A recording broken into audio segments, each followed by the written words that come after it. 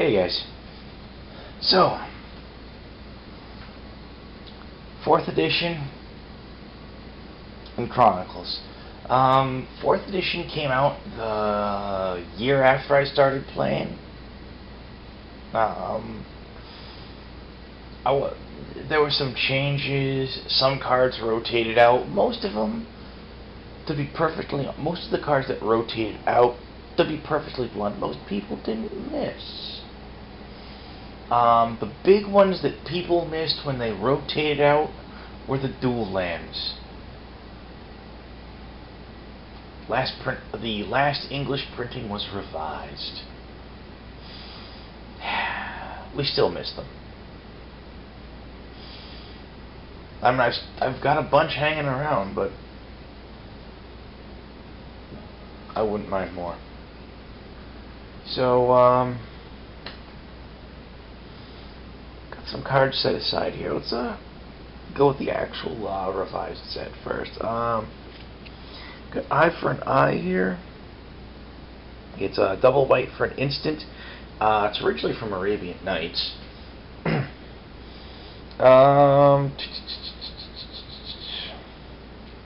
Cast only when a creature, spell, or effect deals damage to you. Deals equal amount of damage to the controller of said creature, spell, or effect. Blah blah blah blah blah blah blah. The damage that dealt to you can be reduced, and if his Eye for an Eye doesn't change how much damage it does. I have no idea what the modern wording for Eye for an Eye is, and I don't think anyone really cares. The main reason why I put it aside is because the fellow on the chopping block in the illustration for Eye for an Eye bears a kind of a passing resemblance to Gerard of the Weatherlight.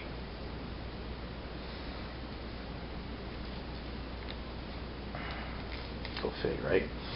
Armageddon, 3 and a white, destroy all lands, still in print.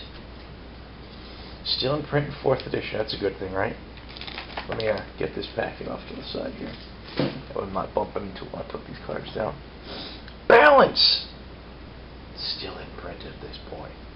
Last printing of Balance, sadly. Such a fun card. Seeker, I'm not sure where Seeker originally came from. Did it come from Alpha? Did it come from Legends? I can't recall off the top of my head. I don't really know. I could look it up, but I'm not doing that right now. 2 colors, double white. It basically gives a creature the white equivalent of Fear. That is, enchanted creature can only be blocked by white and artifact creatures. So yeah, I mean, some people thought they saw red versions of Fear in Time Spiral block, and they saw that and they thought, oh well, this is going to be like, you know, Fear in different colors. This is new. It's like, no, it's not. It's actually very old. Circle Protection Artifacts from Antiquities. Reprinted in Core Set. It's also one of the longest card names in the game. One of the longest. Divine Transformation, 2 colors, double white. Enchanted creature gets +3/+3. It looks like the creature should have flying for some reason. It don't. I don't know. Brainwash from the dark. Enchanted creature can't attack unless its controller pays an additional 3 colorless. It's one of the earliest enchantments that you put on your opponent's creatures to lock them down. Strangely enough, the first time you saw that was in black with Paralyze. Go fig, right? Elder Landworm, 4 and triple white for a 5/5 trample. One of the few creatures with trample in white. Cannot attack until it has been assigned as a blocker. Its original creature type was worm. These days it's both dragon and worm. We actually got another one of the very few creatures in white with trample. You don't see it much past this age, I'll also point out to you. Angry Mob, it's a 2/2 trample, gets +star/+star on your turn, where star is the number of swamps your opponents control. Savannah Lion. He was in Savannah Lion was in Revised. He was in 4th. I think they took him out of 5th. I'm not 100% certain. He's a rare. He's a 2-1 for 1. These days, that power toughness for that casting cost isn't uncommon. But he's a rare. Wrath of God still in print. Swords the Plowshare still in print. Arguably the best removal card ever printed in white. Still in print at this point. Amro Kithkin, I want to say it was from Legends. I'm not 100% certain. So yeah, here it is, fellas. The Kithkin creature type is actually very old. Very old. Go fig, right? What else do we have? Killer Bees in green. This is really out of color for green for the most part. It's out of character. It's a 0/1 flyer for a colorless and double green, and its power and toughness both inflate by 1 for each green mana you pump into him. This thing is wow. Hands down better than Frozen Shade. Yeah. And yeah, so you know, a good flyer is generally out of character for green. Generally. Sylvan Library. This is one of the earliest card manipulation, deck manipulation cards ever printed in green. Usually when green gets deck manipulation, it's searching for lands or creatures. This lets you play with the top handful of cards of your deck. Whenever you draw a card, you can... the wording's really complex. Basically, during your draw step, you look at your top 3 and choose one of them to draw, and you can choose to draw up to 2 additional cards, but you have to pay 4 life for each. It does funk. And it was a really good card back in the day. It still is. You'd see a slightly depowered version of it in Tempest block as Mary's Guile. Every now and again, green still gets good draw card effects. We've got Hunter's Insight in M12, where it's like a green instant until end of turn. When target creature deals damage, draw that many cards. Shazam, right? Winter Blast. Winter Blast is an interesting one. It's a beautiful piece of art, by the way. It's all like different blue tones. X green, sorcery, tap X creatures, deal 2 damage to each of them with flying. Tapping large numbers of creatures like that is generally a blue thing, but here we have it in green. Whirling Dervish. This one's funk. It's double green for a 1/1 pro black. Whenever it deals combat damage to an opponent, put a +1/+1 counter on it. This guy's kind of interesting. He inspired the Slith cycle in the original Mirrodin block. The Sliths were kind of interesting. I want to say there's a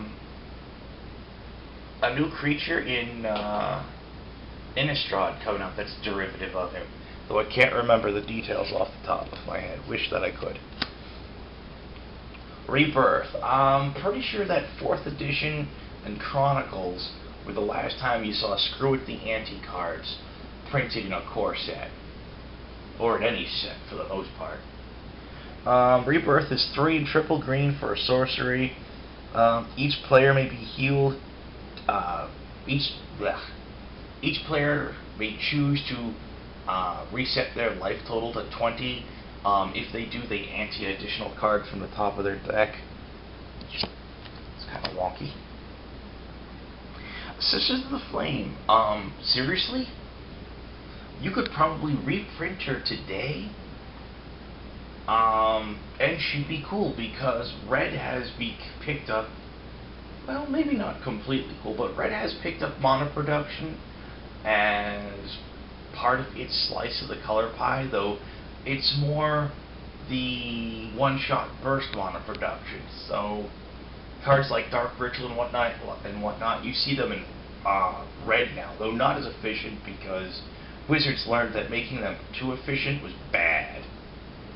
And I'll have to admit that, as much as I love Dark Ritual as a card, it's stupid good. Whenever I make a black deck, unless I'm trying for something where there's a format restriction, I just automatically throw 4 Dark Rituals in it. That's how good it is. It's just an auto-include. But yes, this is the Flame. She's a 2/2 that taps for red mana, for Coulson Double Red. I'm tempted to say she's a little bit behind curve, but not a lot. And like I said, she could probably be reprinted in a core set today, and very few people would bat an eye at it. Very few.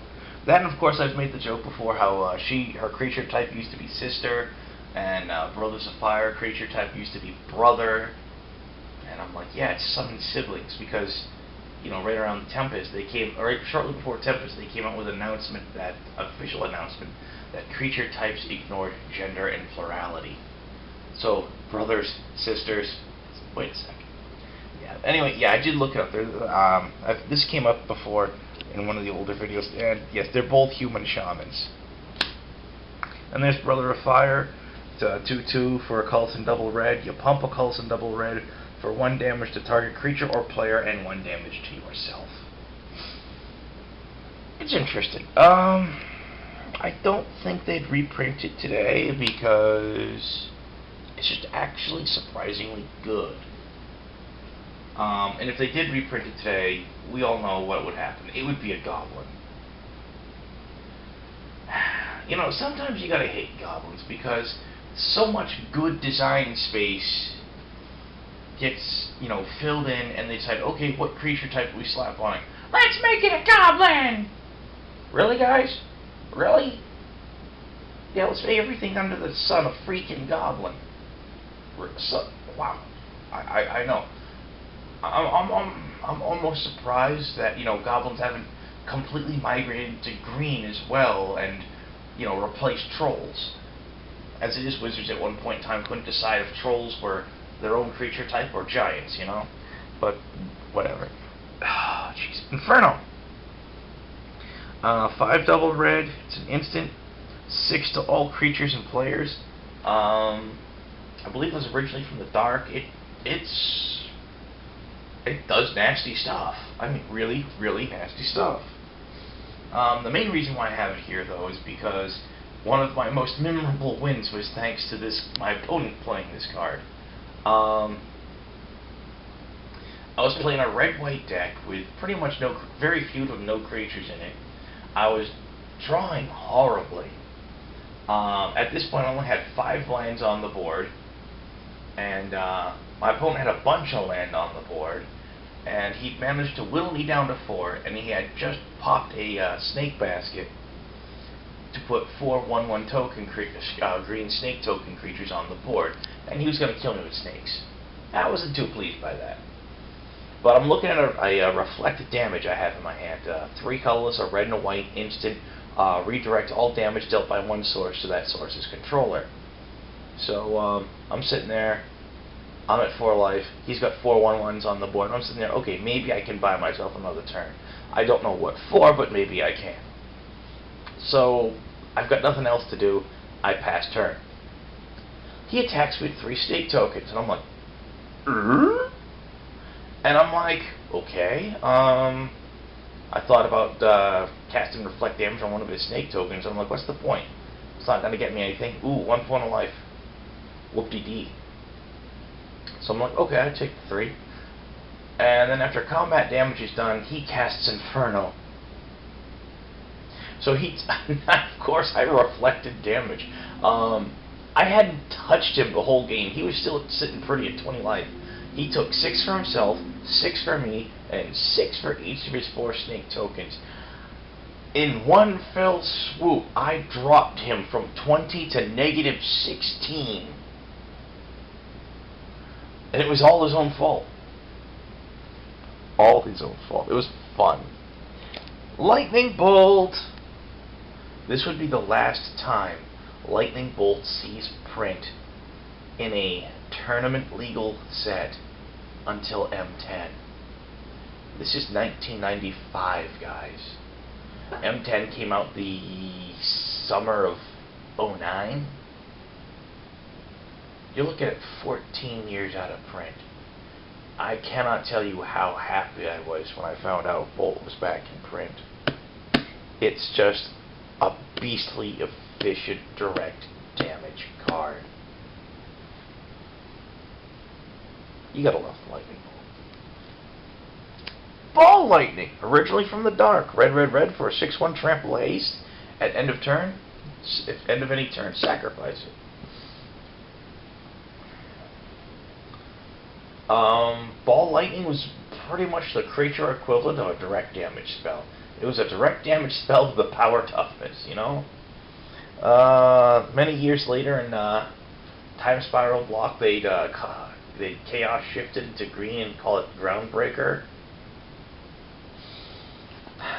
It's a solid card. It's a classic. It was played a lot back in the day. Fissure. This is one of those cards that today seems really weirdly out of character. At least for reds. 3 colors and double red for an instant. Destroy without possibility for generation target land or creature. But technically it says bury on it, which means destroy without possibility for generation. Bury was introduced and revised. They used it in 4th. I don't remember off the top of my head if it was in 5th or not. Pretty sure it was gone by 6th. Which is kind of sort of what I expect to happen with the dies keyword at this point as well. But whatever. Yeah, but instant speed, land destruction is usually kind of rare. That and Fissure is also just, it's a hard creature kill in red. Red does not normally have hard creature kill. Red kills creatures by burning them. So yeah, go fig. Tempest Efreet, it's a colorless triple red, it's a 3/3.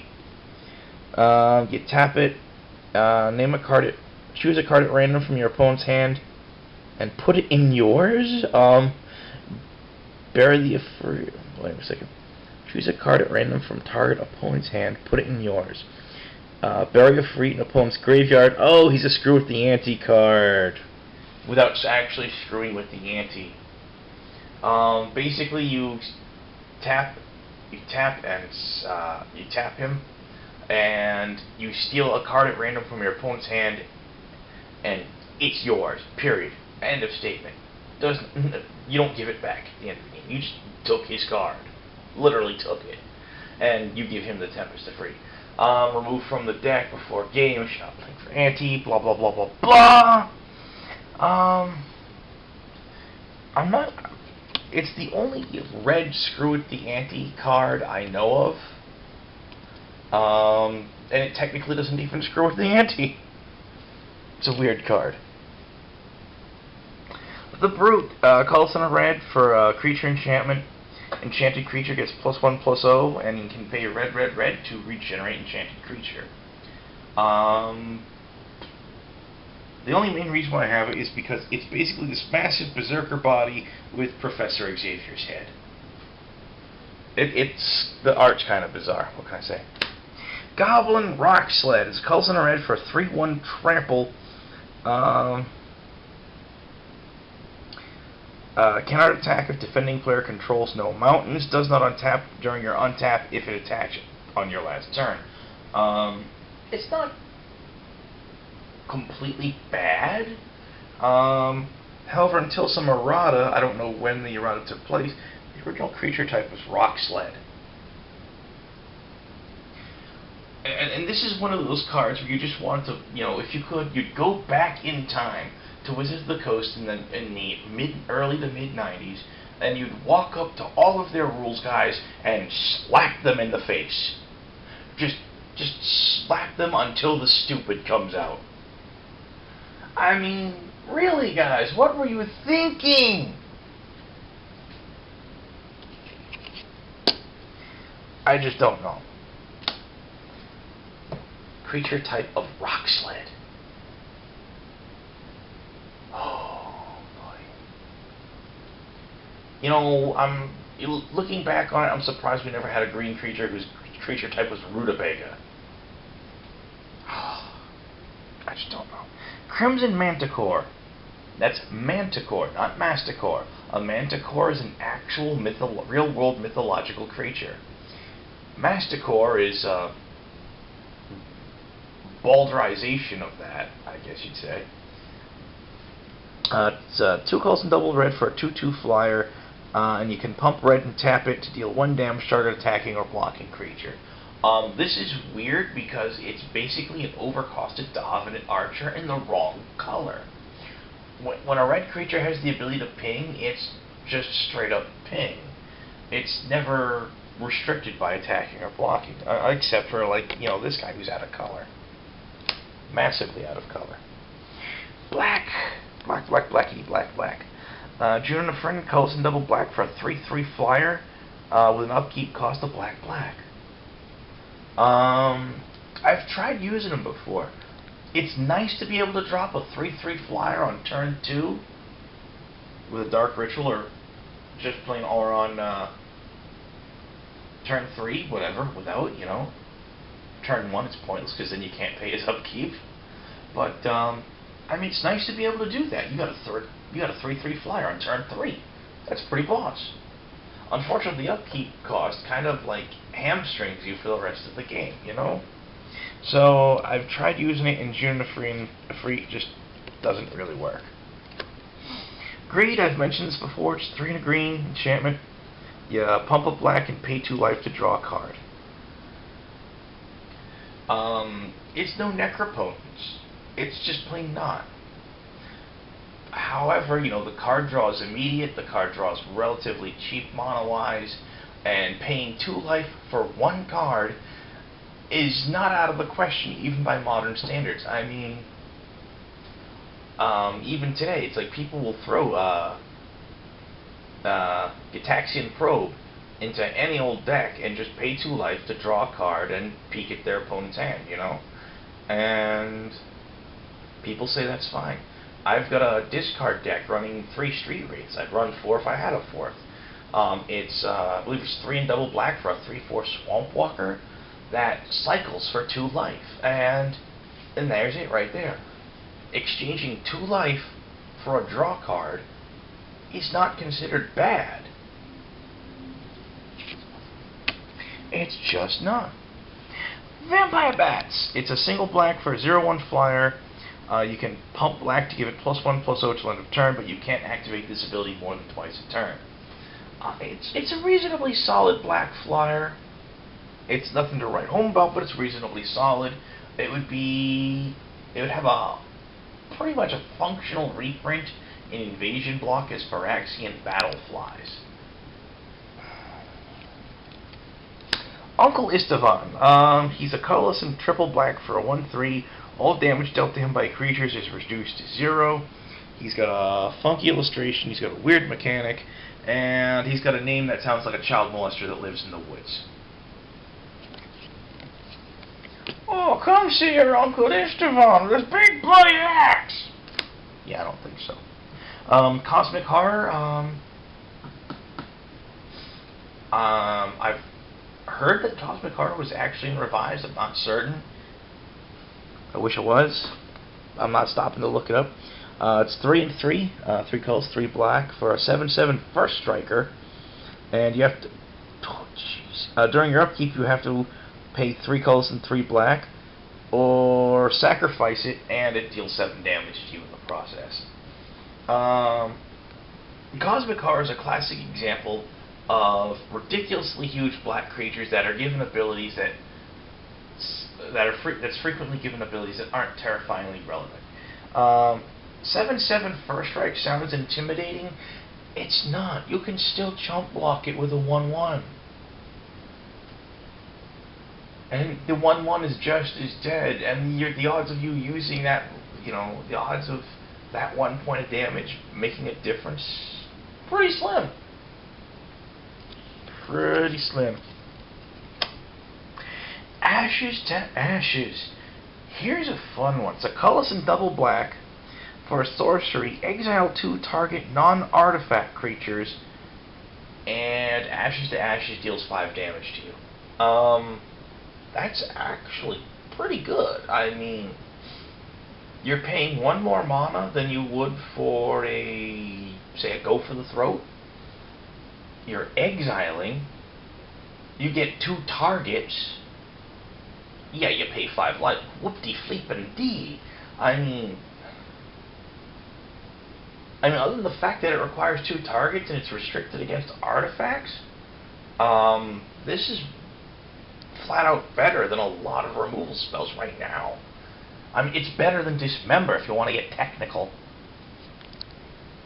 Or at least it's usually better than Dismember. Dismember, because you need 2 targets, and you're always taking the 5 damage. Whereas with Dismember, you know, it's only 4 damage. You only need 1 target, though it can only hit 1 target. Blah blah blah blah blah. But yeah, I mean, Ashes to Ashes is something else. You know, it's a card that not a lot of people think of. You know, but it's funk. On Holy Strength, hey look, there's no Burning Pentacle or Pentacle, whatever, in the background anymore. That's right, they edited it all out, and now the illustration makes no bloody sense. None. Thank you, WotC. Hey, wait, hey, what? While we're going back in time to slap the stupid out of the designers, can we hit the art director too? Please, please, can we beat up the art director? Just a little bit.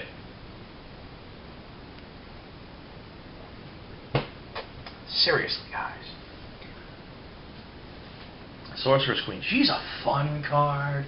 I want to say she was originally an Arabian Nights card. She's a colorless double black for a 1/1. Tap to make target creature a 0/2 until end of turn. Oh dear gods, you would not believe how many times I have seen her. I saw her used back in the day to just royally punch people up. Just horrifying. She did such incredibly mean things to creature combat. She was almost as feared as Royal Assassin was back in the day. Almost. Sengir Vampire! Sengir Vampire in 4th edition. This is the last time he would see print until Torment. Let me think. When did Torment come out? Oh, geez, let me think. Invasion. After Invasion block, we had Odyssey, Torment, and Judgment. Yeah. So it came out. It was the middle part of Odyssey block, where we got Sengir Vampire back, which is the illustration that he's been using in every reprint in a base set sense.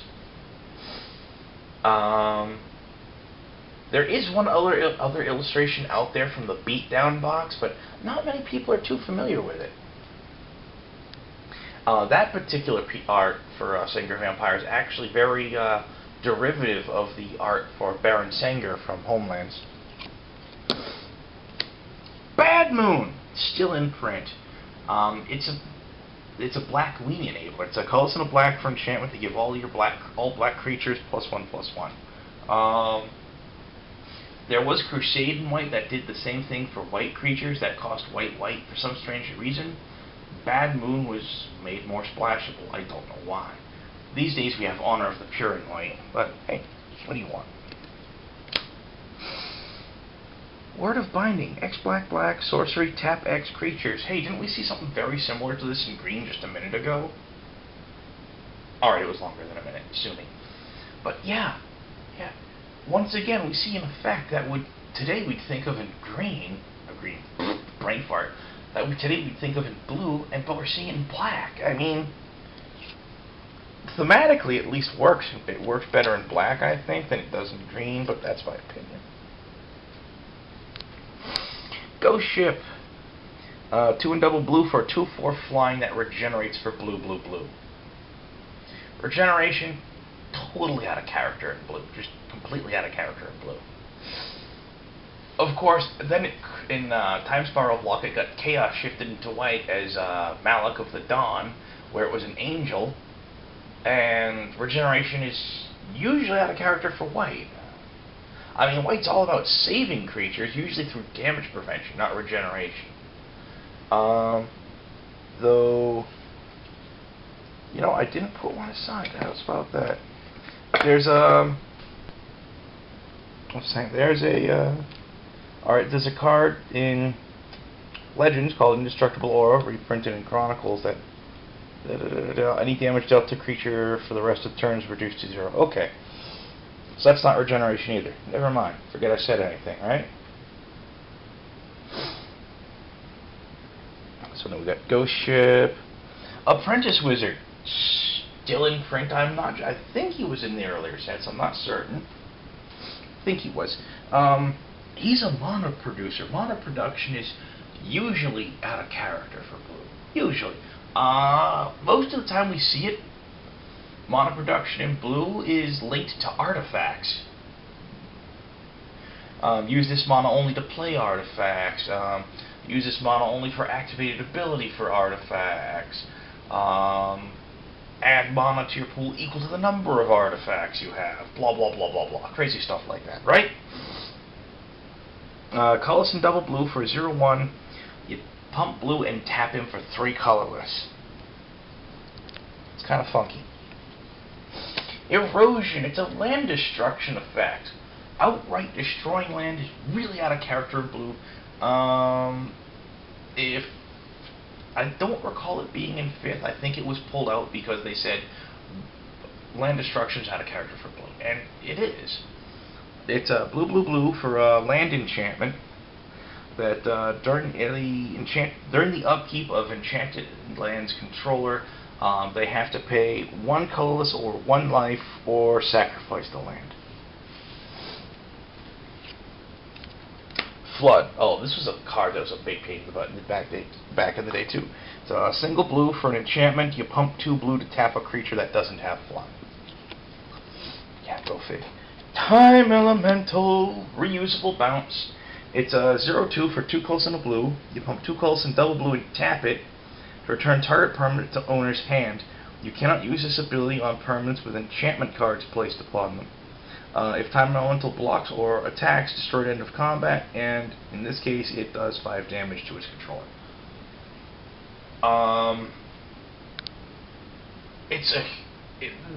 Despite the limitations on it, it's an incredible utility creature. I mean, outright incredible. One guy in the message boards at Wizards, who I'm not going to name names at this point, said Time Elemental was a horrible card because his opponents would constantly put lure spells on their own creatures and swing, and he'd be forced to block with his Time Elemental. And I'm sitting there like, how are you letting this happen? You are playing blue. But, yeah, of course, on the other hand, this is a guy who's notorious for his questionable ability to evaluate cards. You know, I mean, the ones that are really just stupid bad, he usually gets them. But there's other cards where he just so, he'll call cards that are decent and really good if you know how to build around them, he'll call them bad. Then he'll say these same cards are actually good compared to other cards that are playable. I mean, I don't know. I don't know what this guy thinks he's doing. I've actually come right out and said to him, you need to stop evaluating cards because you aren't good at it. By aren't good, I mean you suck. And, I mean, there's more hostility in that tone than I really wanted there to be, but I'm going to keep it. And it's like, hey, you know what? Seriously, don't. No. Seriously. Save yourself a lot of trouble. Save yourself looking like an idiot. Because that's pretty much all you accomplish. Alright? And, you know, your friends won't tell you you're making an idiot of yourself because they're your friends. They enjoy laughing at you. What can I say? I worked with the public too long to enjoy idiocy, because most of the time it was just painful to listen to. Yeah, I used to work with the public. It was a bad scene. The Minerals disc, still in print, or as I like to call it, Black's insurance policy. Rules text is slightly cleaned up on this one. Comes into play tapped. One colorless, tap it. Destroy all creatures, enchantments, and artifacts, including itself. 4 to play. Here's the fun thing. The art, there's a specific word, I can't remember what it is, that describes that motif in art, where you have something that's physically impossible. Or in this case, you have someone holding a medallion in their hand, but the medallion goes deep.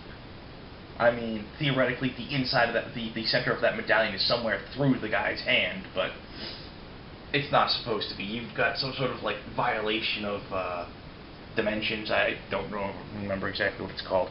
Other fun thing on this, Nevinyrral's disc is named after a fantasy fiction author. If you look at the word Nevinyrral, spell it backwards, you get Larry Nevin. Larry Nevin. There you go, guys. Millstone! Originally from Antiquities, if I recall correctly. 2 colorless artifacts, 2 colors in the tap. Take the top 2 cards from target player's library, put them in their graveyard. To this day, amongst many people, removing cards from the top of a player's library and putting them directly into the graveyard is still known as milling. This was the first card to do it. The first. Colossus of Sardia, I mentioned this the other day. It's in print 4th. It's a 9/9 trample for 9 mana. Does not untap during your untap. You can pay 9 colorless to untap it during your upkeep. People found all sorts of tricks to pull with this guy back in the day. But he's just huge. He's a massive beatstick. The trick is, you know, cheating him into play and finding ways around his untap cost. That's the long and short of that, right? Primal Clay. I don't know if this came up the other day. It's yeah, I think it did come up when I was talking about artifacts in the other set. So there it is.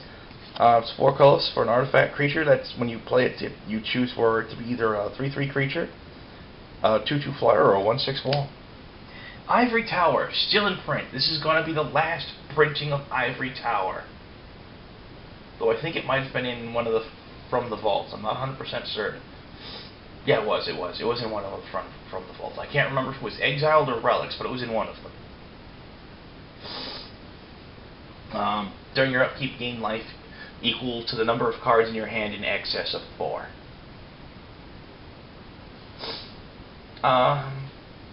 This used to be a good card. Today, not so much, I think. Excuse me. Cursed Rack. Yes, it's another card where the Stuffy Badal gets the crap beat out of it. It's a 4 colorless. Target opponent discards down to 4 cards during his or her discard phase. So basically, it drops your opponent's hand size from 7 to 4. Kid size. Urza's Avenger. Here's a fun one. This is a very flexible card. I don't think it would be playable, terrifyingly playable today. It's 6 mana for a 4/4, and you can give it -1/-1 till end of turn to give it your choice of flying, banding, first strike, or trample till end of turn. And of course, since you can activate it multiple times, you can make this guy really small. You can effectively kill him at will with 4 activations of this ability.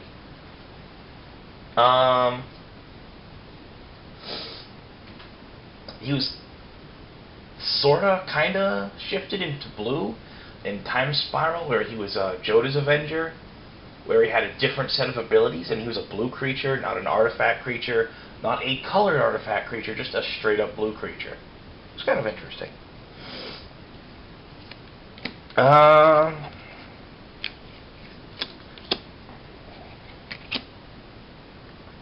Thanos' Weaponry and Ashnod's Battle Gear. Here's a fun thing. They're both 2 to play, 2 colors in tap.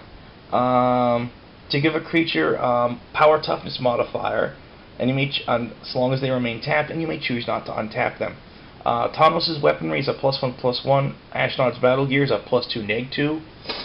Well, this is prototype equipment here, guys. This goes back to antiquities. Took them a long time to figure out how to template an artifact to act like a creature enchantment.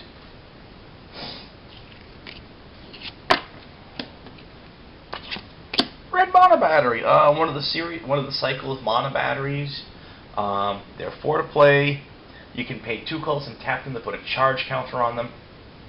You can tap them and remove any number of charge counters from them to add an amount of mana to your pool of the specified color equal to 1 plus the number of charge counters removed.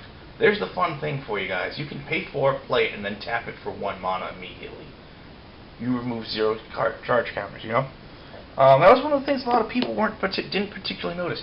You could actually pull 1 mana out of it with no charge counters on it. Oasis, originally from Arabian Nights. It was printed to try and counteract deserts, I think. But they work fine on their own without that. You just tap it to prevent 1 damage to target creature. Yippee yay, right? Who cares? If you could run 4 of them. The big problem with them, of course, is that they didn't provide mana. Mishra's Factory. Only 1 illustration for it, but I got reprinted in 4th edition. It's a great card. The original Manland. The original Manland. Oh yeah, and Strip Mine. Strip Mine, guys. Strip Mine. Yeah. Taps for colorless, tap and sacrifice it, or you can tap and sacrifice it to destroy a land. It does not come into play tapped. It does not deal damage to you. This was back before they realized that this stuff, that lands that did stuff like this, were really strong. And for extra poops and giggles, take your strip mines and play them with Crucible of Worlds. Watch how long it takes people to decide to murder you. We got poison counter creatures here. Marsh Viper and Pit Scorpion. Marsh Viper at 3 and a green, Pit Scorpion at 2 and a green, 2 and a black. Marsh Viper's a 1/2, Pit Scorpion's a 1/1. Whenever Marsh Viper deals combat damage to a player, that player gets 2 poison counters. Whenever Pit Scorpion deals combat damage to a player, they get 1 poison counter. And we have Serpent Generator, originally from Legends, reprinted in Chronicles. It's 6 colors for an artifact that you pump 4 colors and tap it to make a 1/1 artifact snake token that whenever they deal damage to a player, that player gets a poison counter. Bada bing, bada bang, bada boom. Let's move into Chronicles. Chronicles was Chronicles was Wizards of the Coast basically sitting there saying, yeah, we printed a bunch of expansions really early in the, over the last handful of years. This was in 1995, so they're like, yeah, the last 2 years we printed a whole butt ton of expansions. A lot of people were upset because most of them sold out really fast. We totally underestimated demand, so here's, select reprintings from a bunch of them.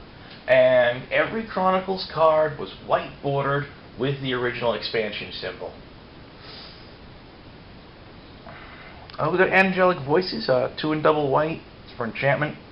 As long as the only creature you control are white or artifact creatures, all creatures you control get +1/+1. It's basically a way to squeeze extra crusades, effectively squeeze extra crusades into your deck. All of them good. Petra Sphinx, it was a 3/4 creature. Didn't fly. It's got wings. It don't fly. But it's a 3/4 for 2 and triple white, and tap it. Target player guesses a card name, turns over top card of their library. If it's the name card, put it in their hand. Otherwise, to graveyard. You'll see a similar mechanic to this on Ice Age's Vexing Arcanics, which would later get reprinted in core sets as well. Here's another fun thing, of course, is that the DCI, that is the organization that sanctions Magic tournaments, which is kind of like, sort of part of Wizards of the Coast and all. The DCI considered Chronicles part of 4th edition for purposes of where it fell for things like set rotations and stuff. Though set rotations wasn't exactly something they were doing at the time either. War Elephant, 2/2 banding trample for 3 and a white. It's another one of those really obscure white creatures that has trample. Witch Hunter, 2 colors, double white for a 1/1. Taps for 1 damage target player. Colors and double white and tap. Return target creature and opponent controls to owner's hand.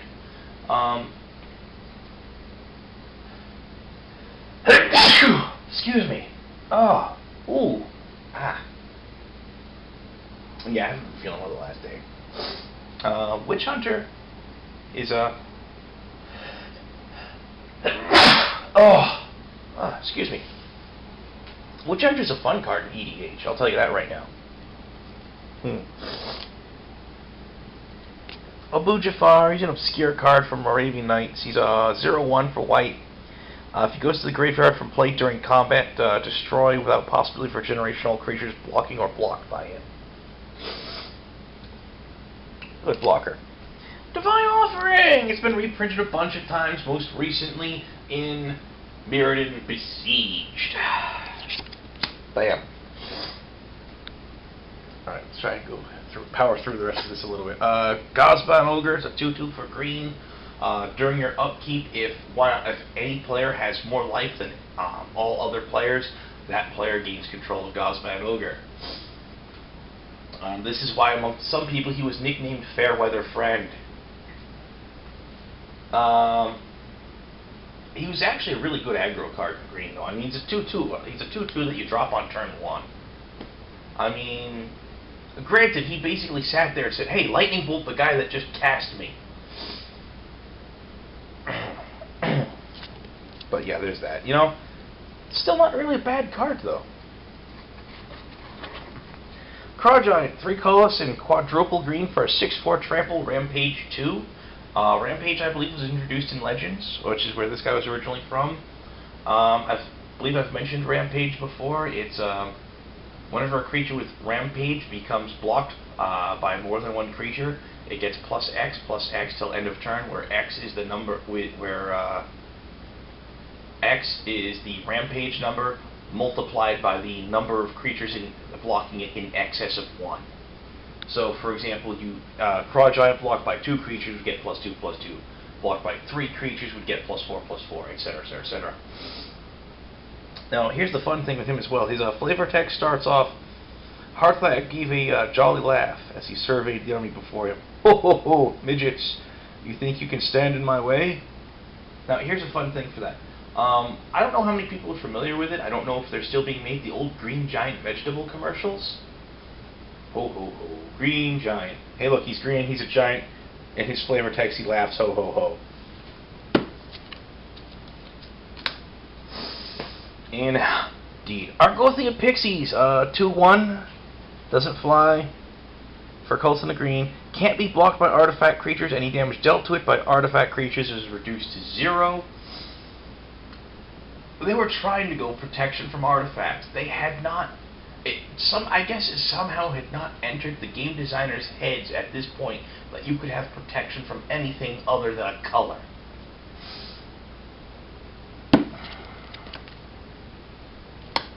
Emerald Dragonfly is just one of those really obscure things. It's a green flyer. It's a cult in a green for a 1/1 flyer.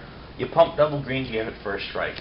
So it's really weird because it's got 2 abilities that are mostly out of color for green. There are a small number of green creatures with first strike, not many. Off the top of my head, Elvish Archers, Land Leeches, and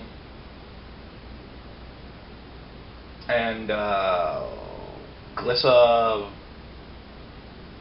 Sunseeker. And then, of course, there's the green-black version of Glissa from Mirrodin Besieged. Yeah. Rabid Wombat! There were Wombat decks back in the day. 2 colors and double green for 0/1 with Vigilance. Well, they didn't call it Vigilance at the time.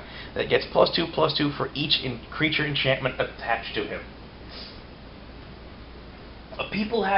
Some people had a reasonable amount of success making Verdant Enchantress Rabid Wombat decks. Yeah, here's a Verdant Enchantress. I draw a card whenever I play an enchantment. Here's a Rabid Wombat.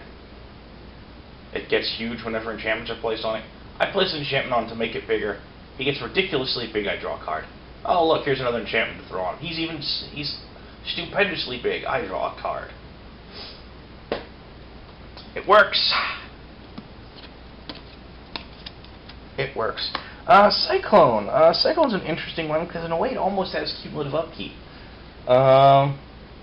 Which is interesting because it's from Arabian Nights and cumulative upkeep wouldn't come around until Ice Age. 2 colors, double green. At the beginning of your upkeep, put a win counter on it. During your upkeep, pay green for each win counter on it, or sacrifice it. If you pay the upkeep, Cyclone deals 1 damage to each player and each creature for each win counter on it. So yeah, there's that. There's that. Interesting stuff. Revelation. Enchant World. All players play with the cards in their hands face up on the table for a single green. Enchant World's an interesting thing. It's even more restrictive than Legendary. There can only be 1 world enchantment in play at any given time. Only 1. The next one played kills the old one, if I recall how it works correctly. Speaking of which, here's another one. Concordant Crossroads, Enchant World. Creatures can attack. Basically, all creatures have haste, including your opponents.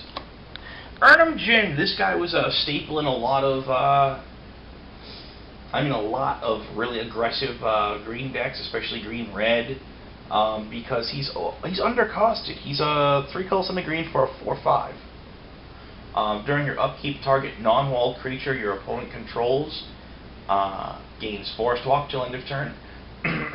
People would put him in like decks that were, for the most part, mono red, and they'd have like things like Cities of Brass or a couple other weird special lands floating around that would provide green mono without actually being forests. Like, for example, the Ice Age era Pain lands and such. And, yeah! Yeah, so he did funk. He did funk back in the day. And, of course, this would be the last time he got reprinted until Judgment, if I recall correctly. He was reprinted the set after Sacred Vampire got reprinted. Yeah. Red. We got Goblin Shrine. It costs double red, originally from the dark. As long as enchanted land is a mountain, all goblins get +1/+0. If the shrine leaves play, it deals 1 damage to each goblin. I remember back in the day just delighting in stone raining the mountain that the Goblin Shrines got put on, because that would usually wipe most mountain goblins off the board. Not all, but most. Kid science, fun stuff. Aladdin. I remember back in the day when we heard about this guy, we thought he was going to be really cool. He's okay, I guess. 2 colors, double red for a 1/1. Pump a colors in double red and tap him to gain control of target artifact for as long as you control Aladdin. It's alright. Blood Moon. This is a classic sideboard card. Very few people would main deck it. It turns all non-basic lands in play into mountains. It's like, yeah. Hey, wait, is that a strip mine? Yeah. No, you're wrong. It's a mountain. Hey, is that a Mishra's Factory? Yes. No, it's a mountain. It's a mountain. Fire Drake. It's a 1/2 flyer that once a turn you can pump red to give it +1/+0 till end of turn. Drakes. It's one of maybe 2 or 3 Drakes in red. There's, I believe, 2 Drakes in green. The vast majority of Drakes are blue. And there's that. You know, you don't see Drakes outside of blue very often anymore. Mountain Yeti. He's a 3/3 Mountain Walk with protection from white for 2 and double red.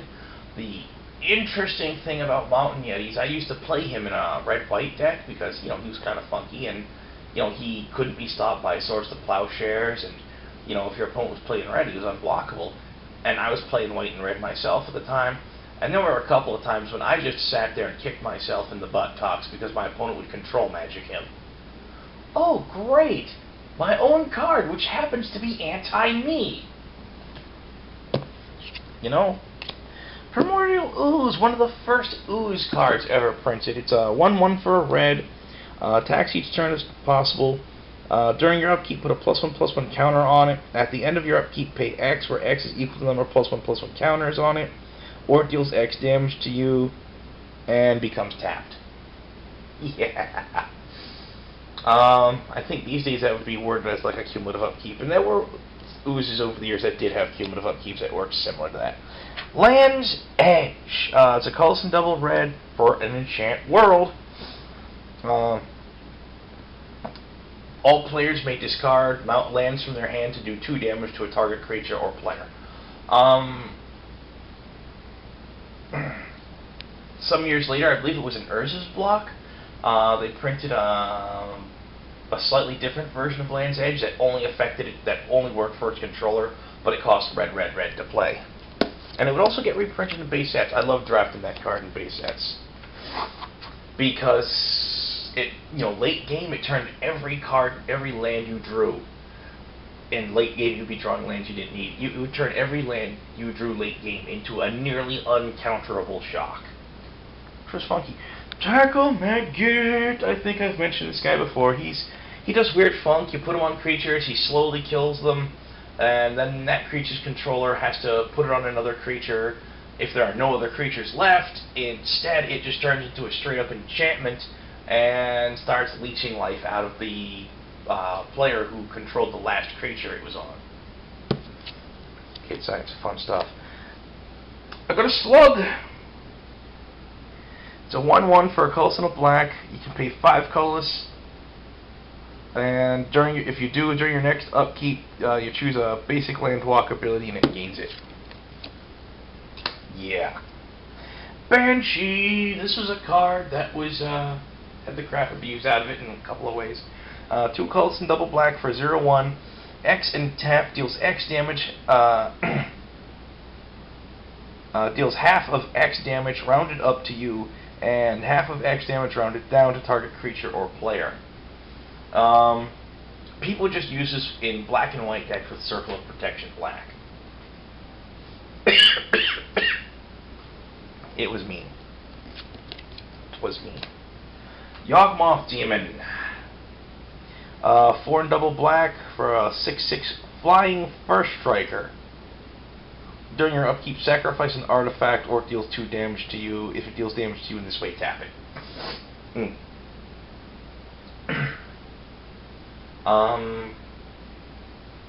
Upkeep cost is kind of nasty, but it's like, hey, you know what? It's a 6/6 flying first strike. Not much you can do to stop that. Fallen Angel. It's a 3/3 flyer for 5 mana. You can sacrifice creatures to give it +2/+1 till end of turn. Eventually, this would be reprinted in core sets as a replacement for Sengir Vampire. No one was pleased by it. A few blue cards. We've got Remove Soul. Calls blue, counter a creature spell. It would eventually become a staple in blue. Boomerang, blue, instant, return permanent to owner's hand. That would become a staple in blue. Wall of Wonder. It's a 1/5 for 2 colors, double blue. You can pump 2 colors and double blue to give it +4/-4 till end of turn, and it may attack as a warrant a wall. This was back before walls had the defender keyword, or it's basically the defender keyword built into the wall creature type. They don't do that anymore. And if you look carefully, there's Stuffy Doll floating around in the background. Oh, all the horrible things have been done to that poor Stuffy Doll. I kind of felt sorry for it. I mean, come on, Mr. Thomas. Why do you keep torturing that Stuffy Doll? Yeah. Recall is kind of interesting. It's XX in a blue. and you discard X cards to take X cards out of your graveyard, put them in your hand. That's pretty saucy. That's pretty saucy. Urza lands. Yeah, we had the 4 illustrations of Urza's Mine, reprinted from Antiquities.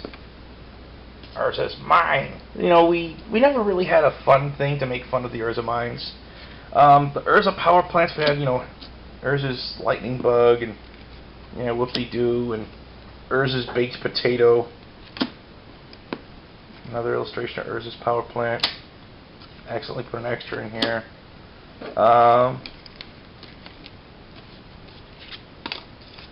4 illustrations of Urza's Tower. Power plants, mines. Power plant and mine, they all produced 1 colorless mono when you tapped them. If you had 1 of each different type of Urza land, that is mine, power plant, and tower. As I was saying, if you had a full set of Urza lands, that is one of each of at least one of each of mine, power plant, and tower, mines and power plants would tap for 2, and towers would tap for 3. So, for example, if you had like 1 tower and 2 mines and a power plant, you could tap for 2, 4, 6, 7, 8, 9. Urza lands were generally used to power out large artifact creatures or to provide mana for spells with X's in their casting cost, like, you know, fireballs, disintegrates, and stuff like that. You know?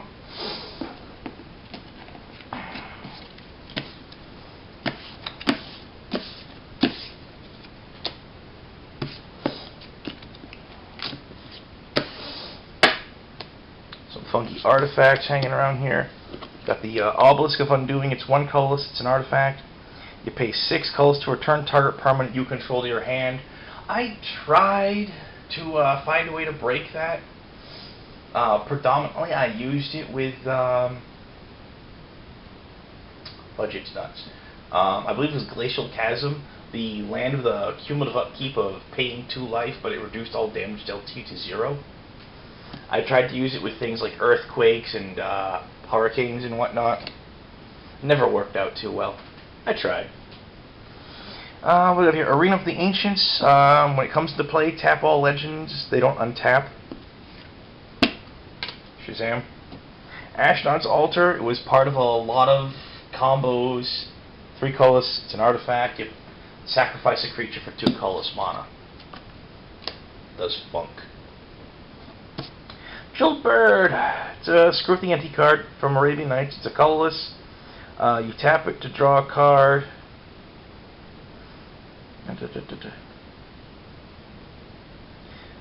You tap it, draw a card, put your contribution to the ante pool in your graveyard, and put Chilled Bird into the ante pool. It's kind of wonky. 2 cards that did almost exact opposite things. Tormod's Crypt and Feldon's Cane.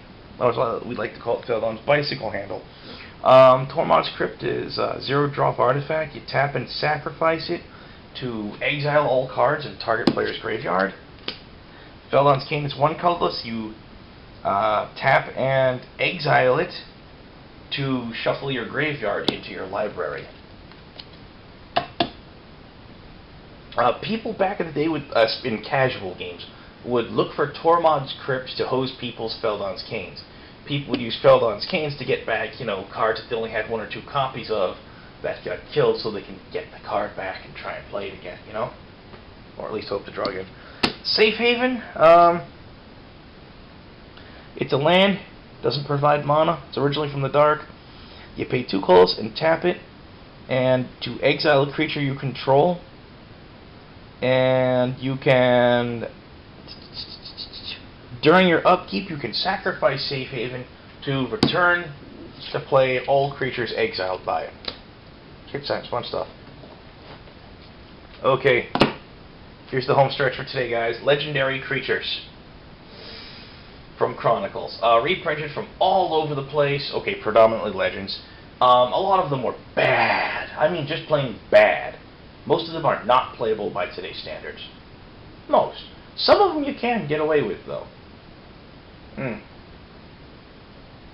that's one of the things that kind of disappointed me about From the Vault Legends. It's like the vast majority of the cards reprinted from the Vault Legends were like less than 4 years old. A lot of them were from Alara Block, and I'm like, why would you do that? Alara Block hasn't even been gone long. You know?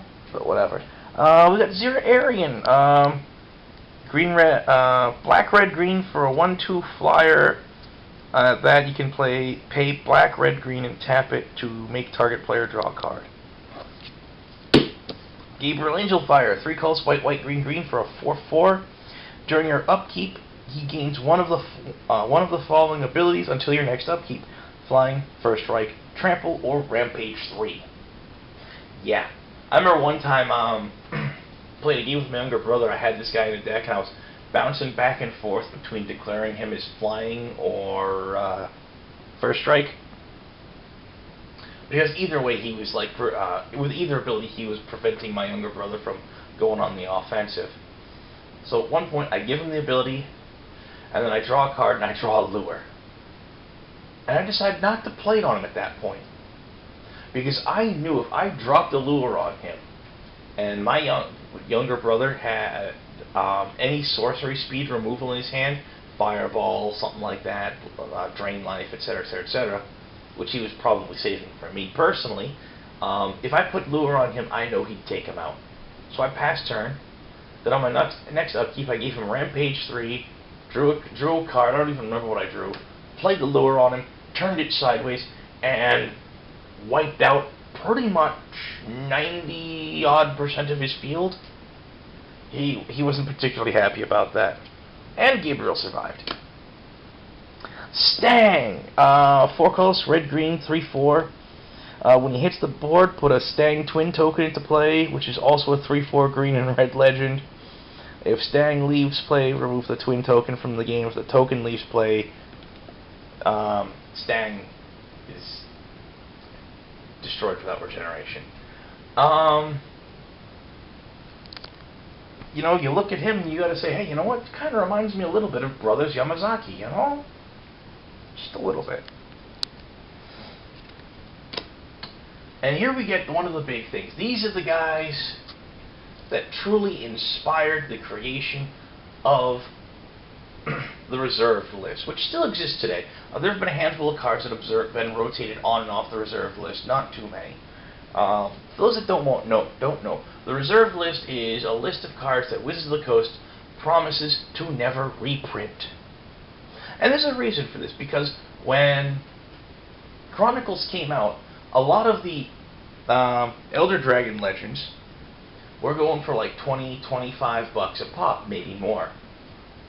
After the Chronicles reprints, the value of all of them just went through the floor. A lot of collectors were upset. A lot of dealers were upset. And Wizards of the Coast came up with a reserved list as a way to try and say, alright, we promise this will never happen again. And they've been reasonably good about it. Today, a lot of guys at Wizards of the Coast, according to articles I've read, kind of think the reserved list was a bad idea, but, you know, they did it at the time, and they're kind of stuck with it, because if they threw the reserved list away and started reprinting stuff, they could theoretically be facing a class action lawsuit for a breach of contract. You know, but, I don't know. I just don't know. I'm not going to say the reserved list is a good thing. I'm not going to say it's a bad thing.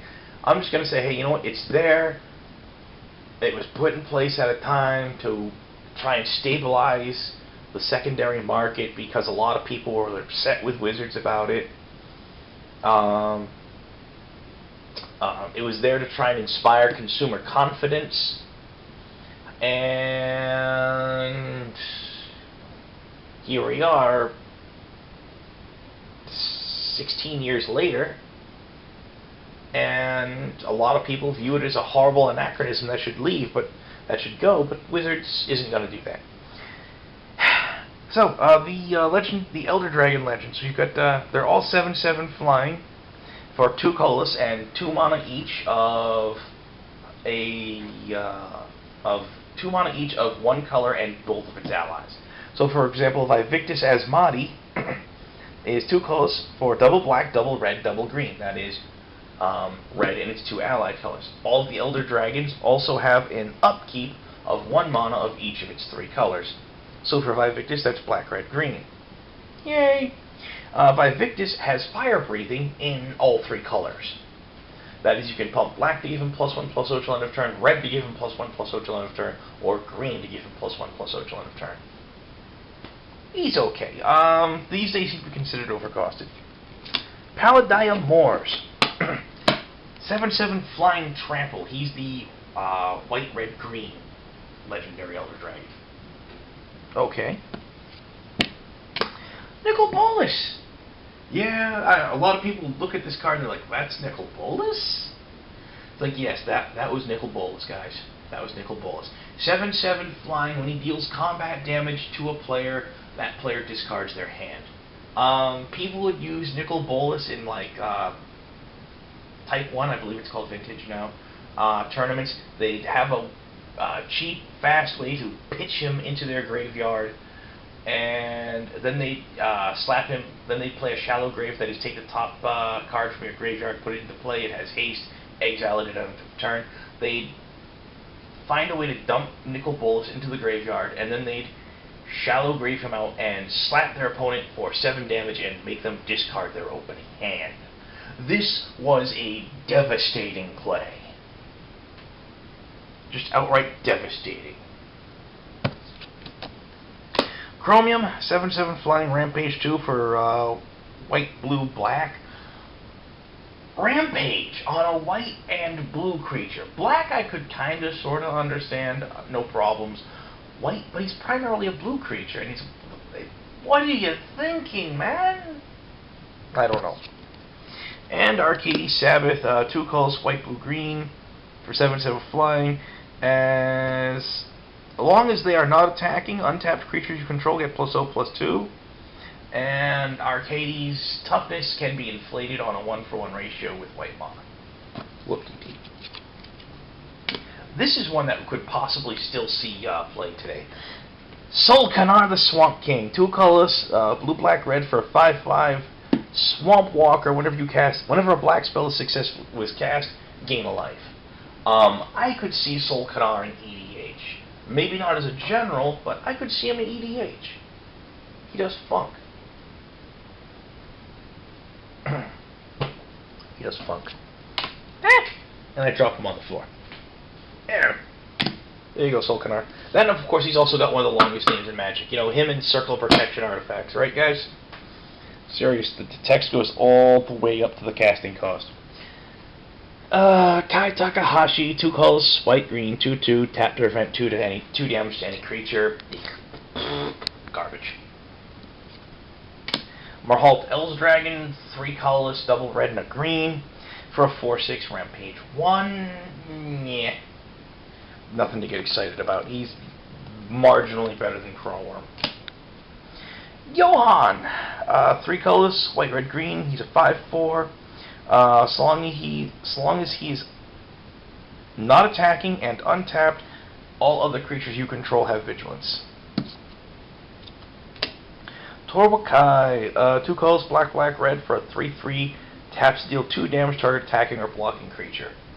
Once again, he's got like the Alvin Archer style painting in black and red. This is not in color. Dakin Blackblade. Some people might be vaguely familiar with him because he's referenced in the Future Sight card Korlash, heir to Blackblade. Dakin Blackblade is 2 colors, white, double blue, and a black. And he has power toughness equal to the number of lands you control. Yeah. The same ability has been done better and I think cheaper with Malimo Maro Sorcerer in mono green, but that was in Invasion block. I don't know. I mean, I suppose he's still playable in EDH, but I don't think I'd really use him. Axelrod Gunnarsson, 4 colors, black, black, red, red for 5/5 trample. Whenever a creature is damaged by Axelrod and put into the graveyard, you gain 1 life, and Axelrod does 1 damage to target player. I wouldn't use him, but he's marginally playable. Yisha Tanaka, she's an interesting one. Double white, double blue for 2/2 banding. Tap to counter target artifact effect requiring an activation cost unless the artifact's controller pays white mana. A single white. Nebuchadnezzar!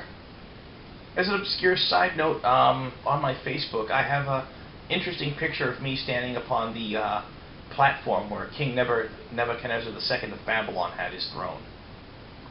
Kid science, fun stuff. That's right, kids. Join the military, and deploy to strange places where people may try to blow you up, and do a little sightseeing. Nah, trust me, those people didn't do sightseeing when they were in Iraq. Perfectly honest, theoretically, I could have gotten in trouble for that sightseeing too, but I didn't. And so could have the sergeant who made it happen, but I don't think he did, though people tried to get him in trouble for it. Oh well. He's a 3/3, you pay X and tap, name a card, target opponent reveals top X cards of their, target opponent reveals X cards at random from their hand. If X is equal to or greater than their hand size, they just reveal their whole hand. Opponent then discards all cards of the name you chose. Interesting. Rubina Soulsinger, she's a 2/3 for 2 colors, white, blue, green. You may choose not to untap her during your upkeep, and you can tap her to gain control of target creature. Lose control of that creature if Rubina leaves play, if you lose control of Rubina, or if Rubina becomes untapped. I've seen her used in EDH. Yeah, to marginal effect, I'd have to say. Oh dear. And here we have the last 2 cards in this lovely little stack. Probably the greatest example of why the first multicolor cards were horrible cards. I mean outright horrible. Tobias Andrian, 3 colors, white, blue for a 4/4. I know some people are waiting for me to say more. No, really, that's all he does. He's more difficult to cast than a Serra Angel. For the same power toughness, with no special abilities. None whatsoever. Savitri Scarsum, 5 colors, blue, black for a 6/4. No special abilities. Costs more to play than a Crawlworm for Crawlworm power toughness and legendary status. That's it. These are cards that make people get angry at the entire Legends expansion, because they look at it and you're like, what the were you thinking? And nobody knows what they were thinking. Once again, another example of what Magic players would do if we had time machines. We'd go back and we'd slap the stupid out of the designers. We really would. And I have the sneaky suspicion that'd take a whole lot of slapping.